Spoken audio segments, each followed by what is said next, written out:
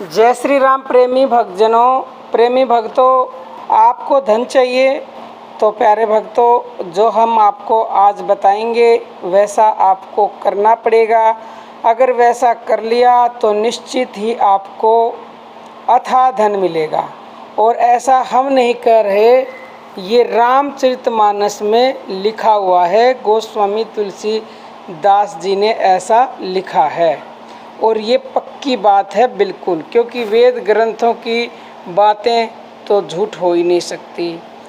प्यारे भक्तों, धन की 3 गति होती हैं। धन की 3 गतियाँ होती हैं। नंबर 1 दान, नंबर 2 भोग और नंबर 3 नाश। तो प्रेमी भक्तों, सबसे उत्तम गति है धन की, वो है दान। अब प्रेमी भक्तों, जिनको धन चाहिए, अपने धन को बढ़ाना है, तो उत्तम गति को अपनाओ, अर्थात दान को अपनाओ। जितना आप दान करेंगे उसका कई गुना आपको वापस होकर मिलेगा। एग्जाम्पल के लिए आप ऐसे समझ सकते हो कि जो भी आपकी कमाई है उसका 10% आपको दान करना ही चाहिए। अगर उससे ज़्यादा कर दोगे तो आपको और ज़्यादा मिलेगा। 10% अगर आपने कर दिया दान, तो आपको 10% का 100 गुना वापस होके मिलेगा, ये निश्चित है। और अगर आपने 10% से ज़्यादा कर दिया, 20% कर दिया, तो 200 गुना ज़्यादा मिल गया। इसमें तो कोई संशय ही नहीं है। लेकिन प्यारे भक्तों, धन भी चाहिए और दान भी नहीं करना, फिर ऐसा तो संभव है नहीं कि वो धन बढ़ जाए। तो फिर तो जो दूसरे नंबर की गति है, यानी कि भोग है मध्यम गति। अर्थात ऐसे मनुष्य जिनके पास धन है और वो उस धन को अपने ही भोगों में लगा रहे हैं, जैसे कि आज कलयुग में हो रहा है। बहुत से मनुष्य ऐसे हैं जिनके पास धन है, लेकिन वो उस धन को अपने आप ही अपने भोगों में, सांसारिक भोगों में खर्च किए जा रहे हैं, किसी ज़रूरतमंद को भी नहीं देते। यहाँ तक कि कोई यारा प्यारा रिश्तेदार, कोई अड़ोसी पड़ोसी मांगने आ गया तो कहेंगे भाई हमारे पास तो नहीं है, हम ब्याज में रुपया लाके आपको दे सकते हैं।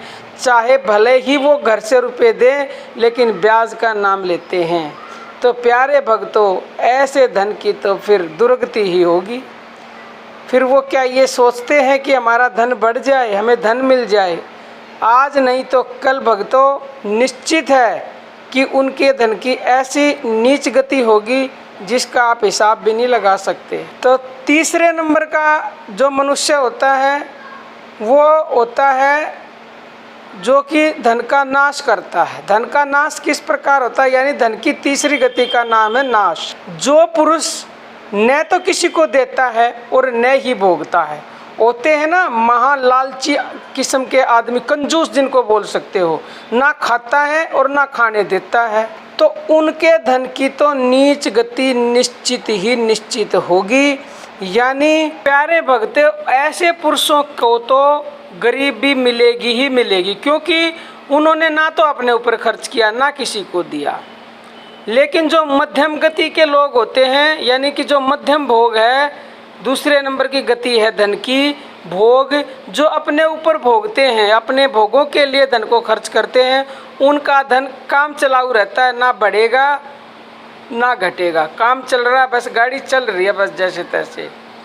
लेकिन जो दान करेंगे, जो पहले नंबर का है दान, उनके तो फिर कहने ही क्या है, आज नहीं तो कल उनका धन तो फलना फूलना ही है। तो प्यारे भक्तों, धन चाहिए तो दान करो, निश्चित आपके धन में वृद्धि होगी।